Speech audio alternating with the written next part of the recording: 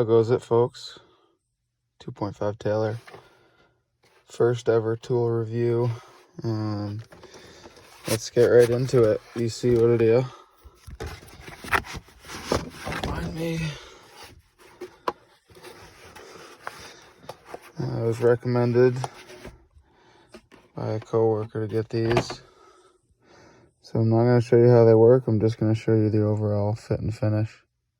They're marked with pound feet and Newton meters.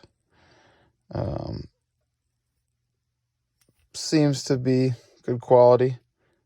And like I said, I've seen them before, used them before a couple times. Never tested them, but was happy with the quality that I found when borrowing one. Let me know what you guys think. I like them. I'm happy so far. Like I said, for the third time now. I've used this exact set before, so just showing you guys what you're getting in the box. 10-piece set, ranging from 65 up to about 150 pound-feet. And if you really need to know the Newton meters,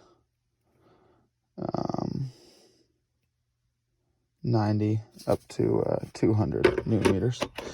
So comment below if you guys have anything else to add or have any questions, and I'll try to answer those.